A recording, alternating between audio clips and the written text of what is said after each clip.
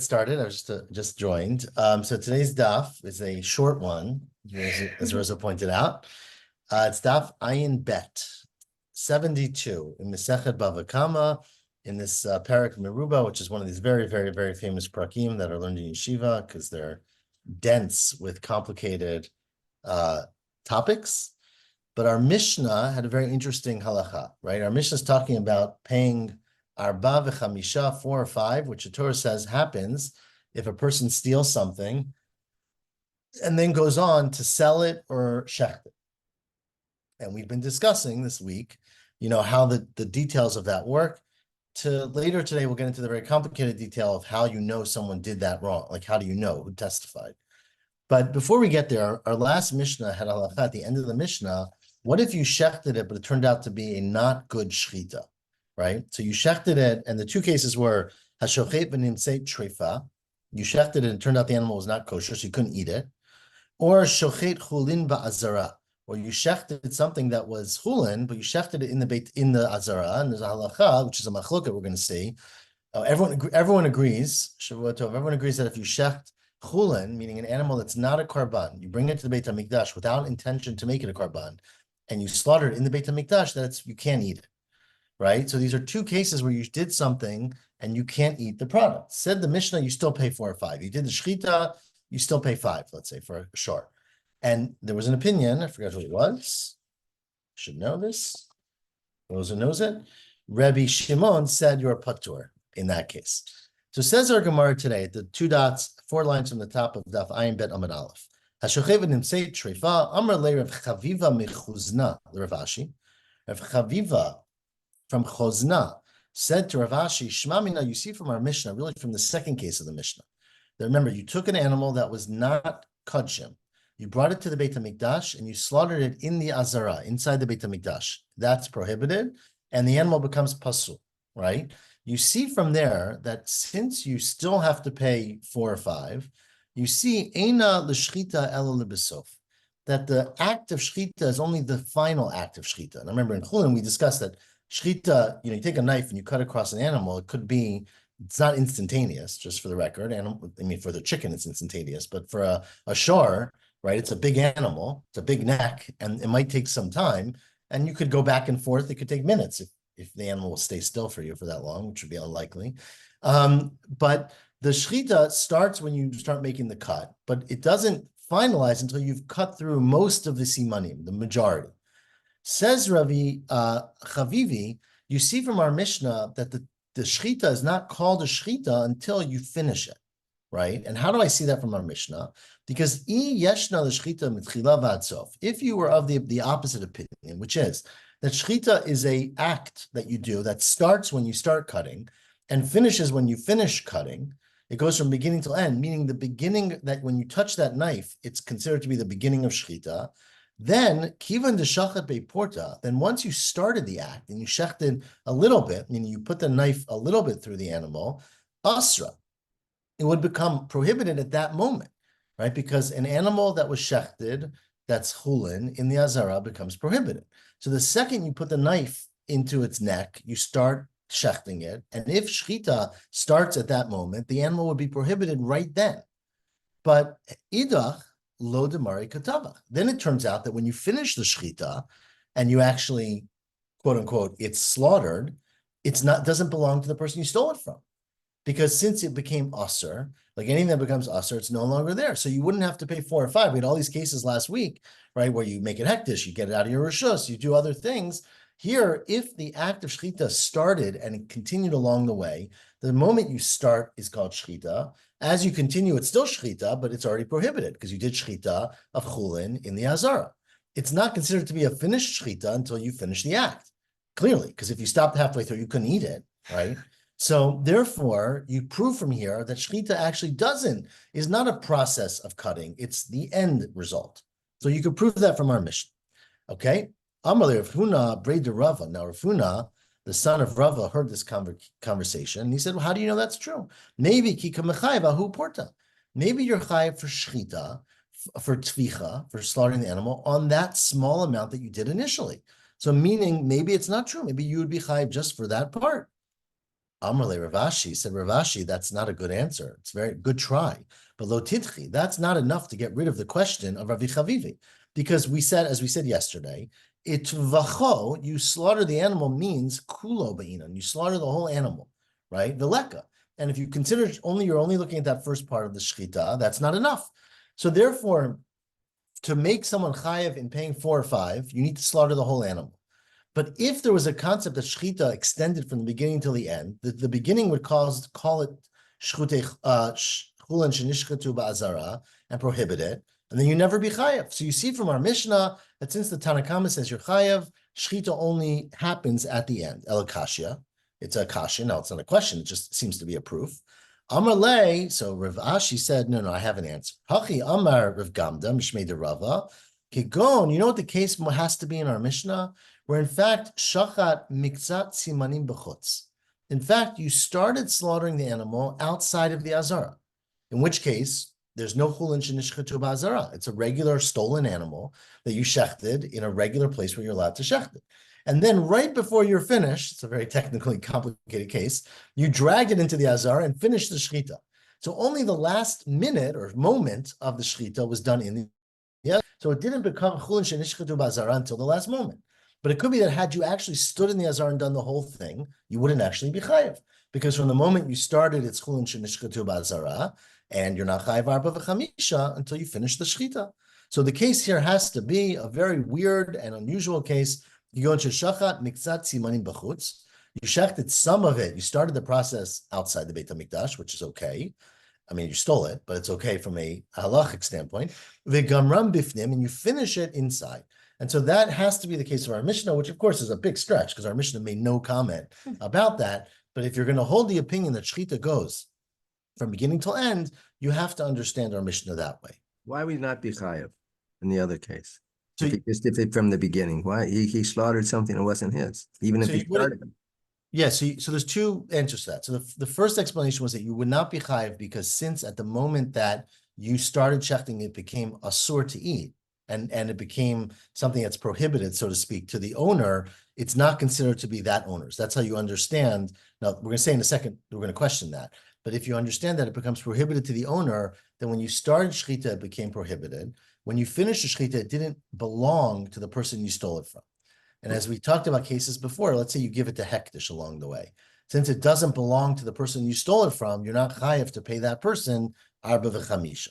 Well, who was the owner then? He still has it in his hand. He's the middle. He started checking it. If he's not the owner, I mean, who is it? I mean, he's still the owner, right? He's got the. It becomes some version of kachim, right? So by basically taking it to the azara and shechting it, you make it. It's not real kachim, but you make it some version of kachim. But the Gemara asked on that. Well, maybe you should be chayav for at least the first part you did, right? You should be chayav for that first thing. And the answer to that was what we said yesterday, which is that it has to be completely guilty. The whole shechita has to be completely guilty, not part of it. If you recall yesterday, we used that to explain, let's say you have two people who own an animal, right? One owns it and one stole it from his brother, right? Two brothers have it. Each one has half the rights, and one of them stole it from his brother and then shechted. So there we said you would be patur, even though it's stolen and you shechted it, because since you own half of it, you didn't shecht the full animal that was prohibited to you, right? So the same thing would be used over here, that even the beginning of the shechita was prohibited and you did it, but since the end was quote unquote ownerless, you're not chayav for that. So that would be the proof, unless this last case where you actually started the shechita outside the Beit HaMikdash, so there was no hektish made, and you finished it once you were already in the Beit HaMikdash. Ika, now some, 4 lines from the bottom, Ika damati la aha, some had the same conversation. The Gemara does this sometimes, right? It's like a cut and paste. The same conversation was said about a different halacha, which not different, but a related braita. Here's the braita that says, Amar Rabbi Shimon, Mishum Rabbi Levi, Saba. The Rabbi Shimon was quoted as saying in the name of Rabbi Levi, Saba, Eino l'shchita elo b'sof. That's how I paskin. Shchita is not a process. If you have to saw away at this animal's neck for 40 seconds or 5 minutes, shchita is not 5 minutes. Shchita is the last moment of that. That's his halacha. And Rabbi Yochanan said, Yeshna shchita mitchila v'ad sof. That in fact, shchita extends from the whole beginning of the cut until you finish. And so that was a statement separate from our Mishnah. And then on that statement, said Rabbi Chavivi, Mechozna, to Rav Ashi, it seems like Rabbi Yochanan doesn't fit according to our Mishnah, right? Because our Mishnah implies that you're chayav 4 or 5 for shechting an animal in the azara. That's a chulin, shenishchatu b'azara. But according to Rabbi Yochanan, the second you start shechting it, it should be prohibited. And therefore, when you finish shechting it, you didn't shecht a person's thing. It was a prohibited item. So why are you chayav? It must be, said Rabbi Chavivi, Lema kasav Rabbi Yochanan. Rabbi Yochanan can't argue with our Mishnah, but he must actually hold chulin shenishchatu b'azara lav doraita. He might actually hold that, in fact, that doesn't. The assumption we made is that when you shecht it in the azara, since it's chulin, it becomes prohibited. That must be wrong. And in fact, it does midrabanan, but it must be midoraita. It doesn't become prohibited. And it's only midrabanan, right? And midrabanan won't take away the 4 or 5 responsibility. And turn the page. If Rabbi Yochanan was of the opinion that once you shech something that's chulin in the azara, it becomes prohibited to its owner and everybody, midoraita, right? Then how in the world can you explain our Mishnah? Michi shachat leporta asra. The second you start the shechita of chulin in the azara, it becomes prohibited to its owner and to everyone. And then, therefore, the end of the action, idach, the rest of what you did, lav demara katavach. You didn't slaughter something that belonged to this person you stole it from because you've prohibited. And that's where Rav Acha Bar Rava said, well, that's not a problem because kika mechayev nami ahu porta. You're chayev just for that first part. And Rav Ashi said that's not a good solution. Lav tirutza, lav lo titchi. Sorry, don't answer with that because the pasuk says utvacho, and therefore kula be'inam veleka. You are only chayiv if you slaughter the entire thing. If you slaughter the first part, you wouldn't be chayiv. Elakashya. So how does Rabbi Yochanan understand our Mishnah? Meaning he could say shenishchatu b'azara is only drabanan, but if he says it's doraita, how do you understand our Mishnah?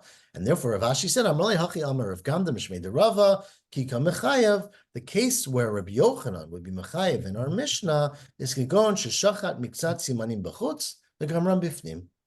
You have the cow, it's standing right outside the door of the azara. You start killing it, you start shechting it, you pull it inside to finish it. The last action is chulin shenishchatu b'azara. It becomes prohibited, but still, since you finished killing it and you brought it to the azara at the same time, it is your chayav to pay arba v'chamish. And that's that halach. Okay. Obviously, complex sugya about shchita and shchita ela b'sof, but that's where we get to for today's daf. Says the Mishnah. Now, moving on.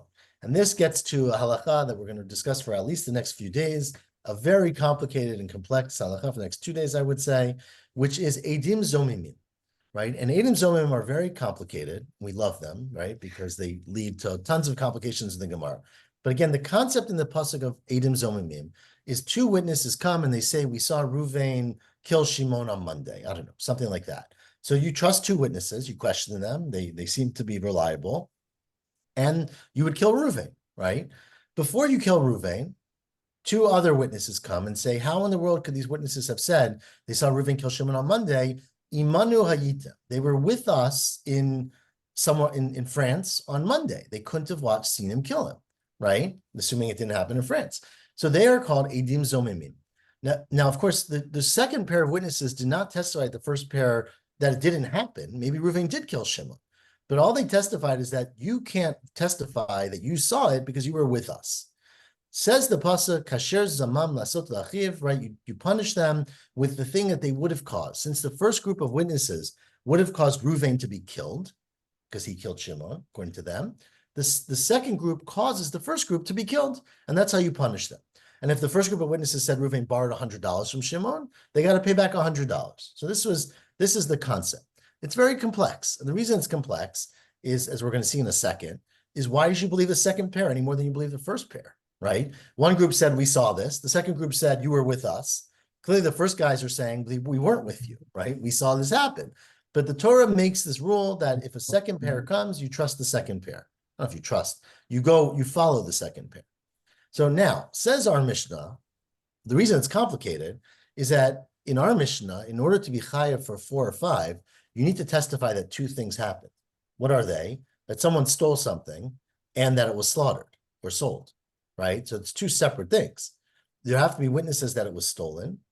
There have to be witnesses that testify that the robber slaughtered it or sold it. If two witnesses come and say, we saw Shimon sell an animal, but no one proved that Shimon stole that animal, it's a meaningless testimony, right? Because Shimon's allowed to sell whatever he wants to sell or kill whatever he wants to kill if it's his, right? So you need to have two pairs of witnesses. So says the Mishnah the following, Ganav al Pishnayim.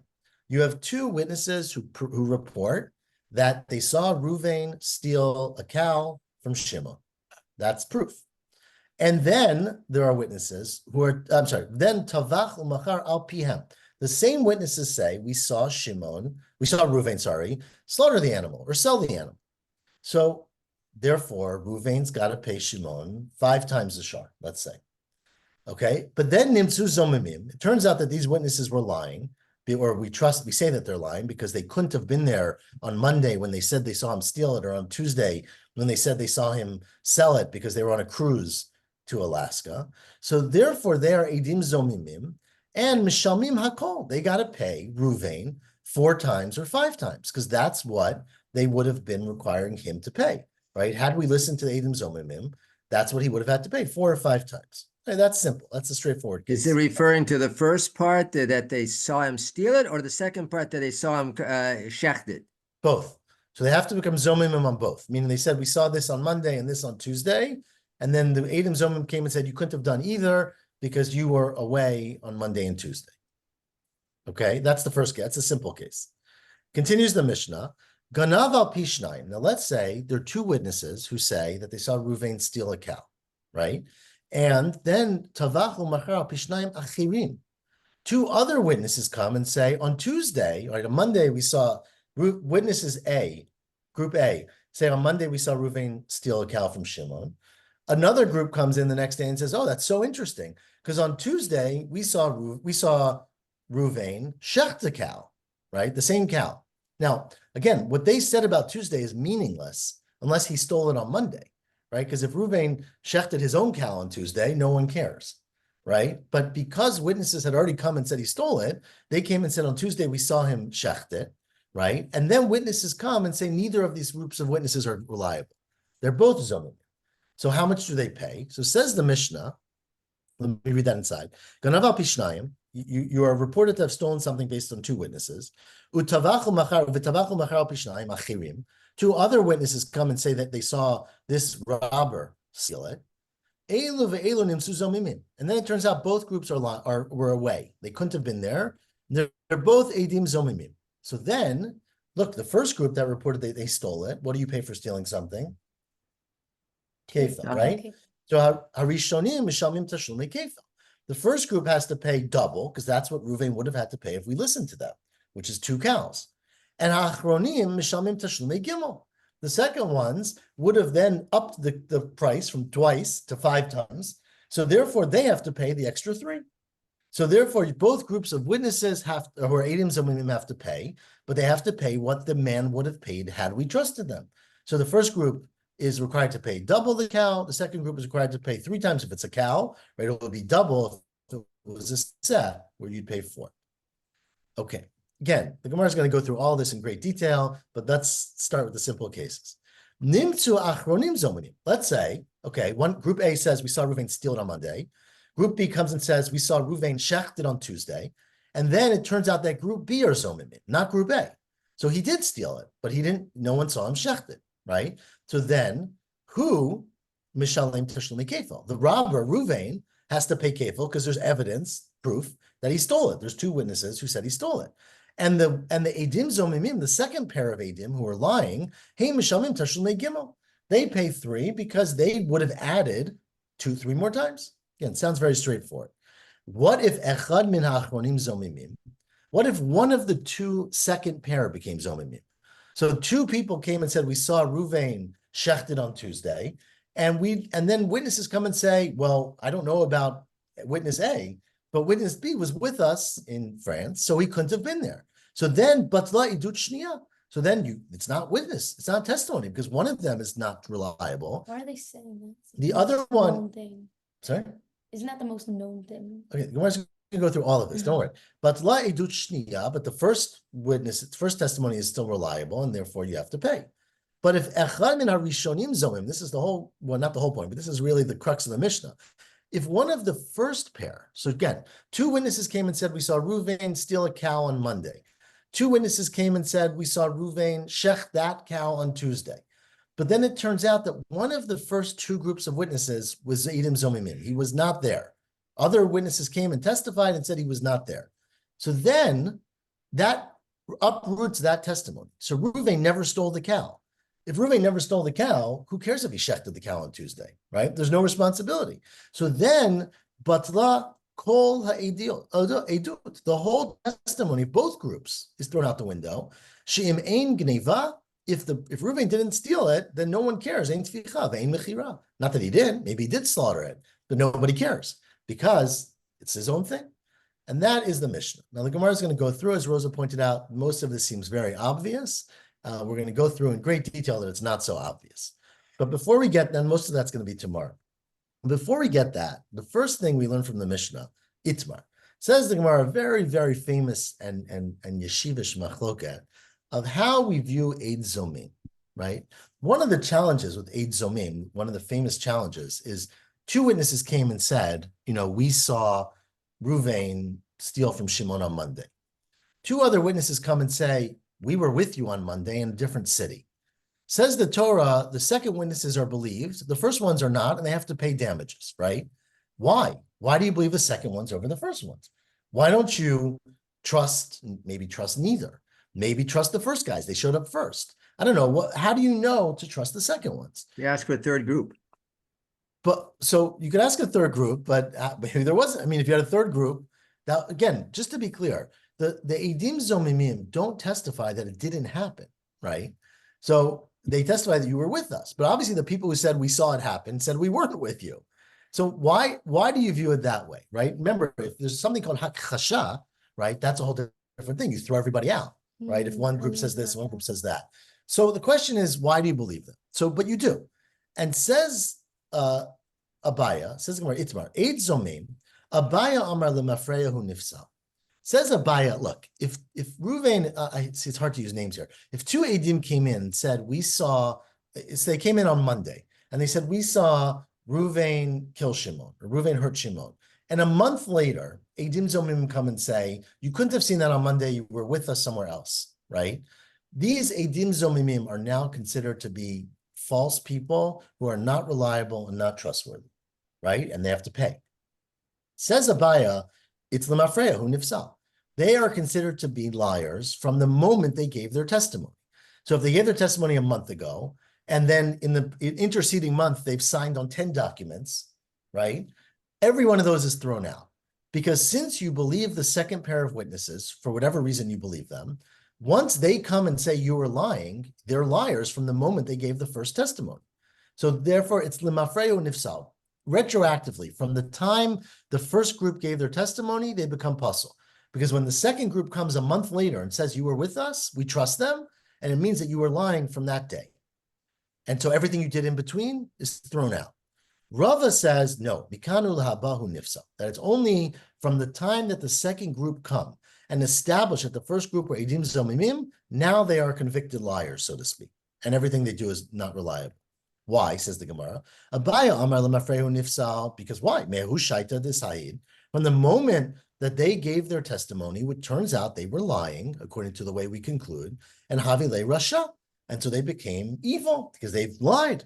Torah amra al tashet rasha eid. Torah says you can't make a liar, an evil, quote unquote, a rasha, into a witness, and so therefore you throw away everything. Rava says no. Mikanu la'abahu nifsal. That I don't agree. That it's only from the moment the second group of witnesses come that they become pasul. We're at the first wide line because of the introduction I gave. Eid Zomim chidushu. The concept of Eid Zomim is an innovation. It's not a rational thing. Why is it not a rational thing? The ha-trei v'treininu. It's 2 against 2, right? It's one group of witnesses who say we saw it, and we were there. One group of witnesses who say you weren't there. And why in the world, says, my chazita did tzayet lahani. Who told you to pay attention, to give credence to the second group?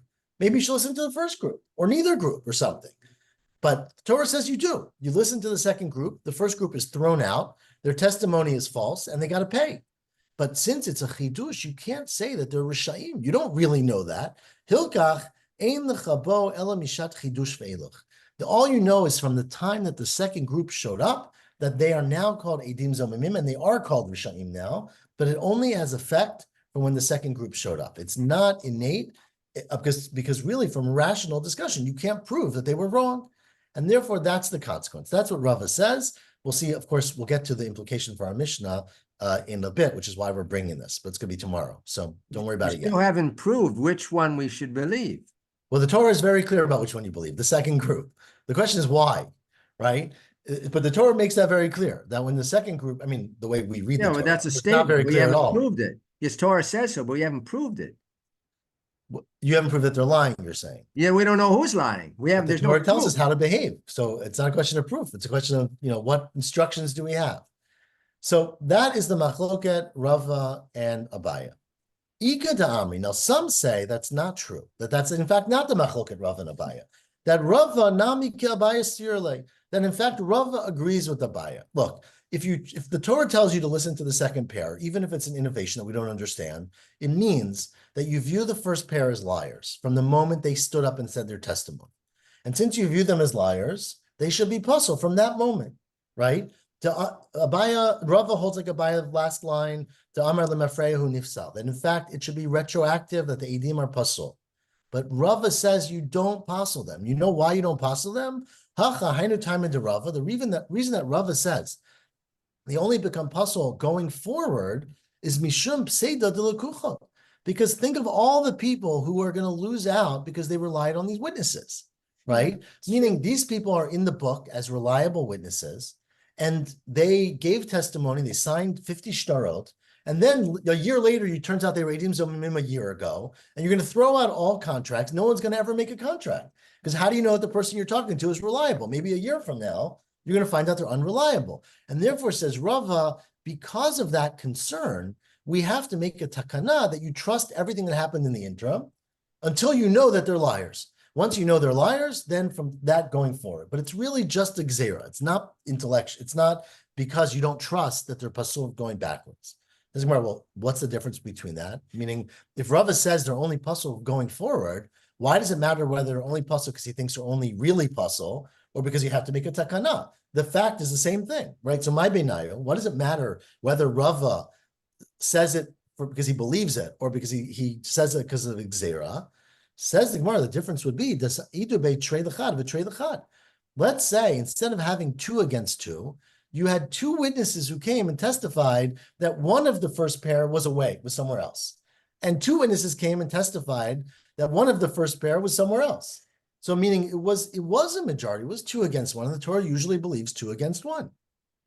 Now, Tosfos is very bothered by that because it's not really 2 against 1, it's really 4 against 2, right? And remember, the Torah always says that once you get to 2, 100 is not different than 2, right? So mea to trey. So Tosfos says it must be talking about a case where the first 2 didn't actually know each other. It's not that 2 people came together and they said, we both saw Reuven kill Shimon. It's where one said, I was standing in the store and I saw Reuven kill Shimon. And another guy said, I was standing on the second story and I saw Reuven kill Shimon. So you combine them, they're not a group. That's right. That's the point. They're not a group. By killing, you need a group, but by money, you don't need a group, right? So you basically, they don't support each other. They're not saying we saw each other. We just saw the same event. Then you have two people come and say, Reuven you never saw that. Sorry, not Reuven, because you were with us. And so there, actually, it's not a chiddush. And if Rava says that you go retroactively when it's not a chiddush, then Rava would agree that you go retroactive in this case. Inamni, or else the other possibility would be the paslinu begazlanuta. Let's say 2 people came a year later and said, oh my gosh, you believe testimony from those 2 guys? We saw them robbing a bank 3 years ago. So now everybody agrees that they are pasul witnesses going back 3 years. The thing is that according to Rava's second pshat, you can't throw out all their testimony for the last 3 years because otherwise no one will ever sign contracts, right? So lahach lishna da amar mishum chidush.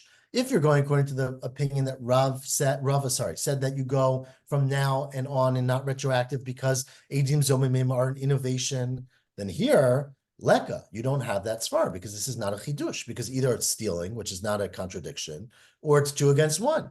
But lahachnishna da'amar mishum pseida de lekuchot ika. In that case, you do have pseida de lekuchot, according to Rava, that people will have lost out on all their contracts for the last few years. And according to Rava, you can't do that. Amar Reb Yirmiyah Midifti, it says Reb Yirmiyah Midifti, the 5th line, Avad Rav Papa uvda kavate de Rava. You know, Rav Papa, who was very influential, paskin like Rava, that edim zomimim are only puzzle going forward. And Rav Ashi, who was maybe more influential, Amar Hilchata Kavate de Abaya. Rav Ashi said, I paskin like Abaya, that these witnesses are puzzle retroactively.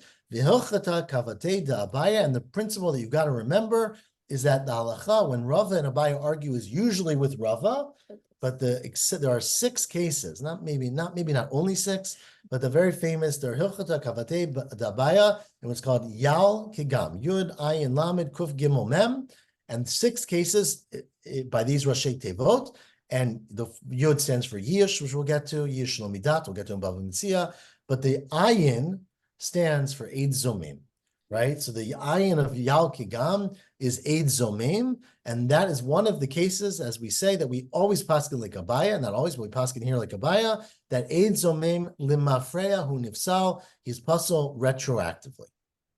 Now, we're gonna hold pause there for a second, because that's the end of tonight's daf. Tomorrow morning, I'm sorry, Miriam, if morning doesn't work, but tomorrow morning, sorry. You can't do it in the afternoon? I can, we could take a poll. I What can't is? either.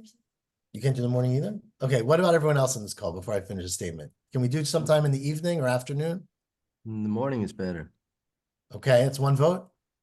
For me personally, morning is good. The afternoon, it depends on the children and grandchildren. I won't know until the time comes. Okay, I think, Miriam, we're gonna have to do morning, but let me put it on the thing. Okay. I'm sorry, but next week, just since to give you a little bit, I'm away next Shabbat, but I think I'll record it if I can.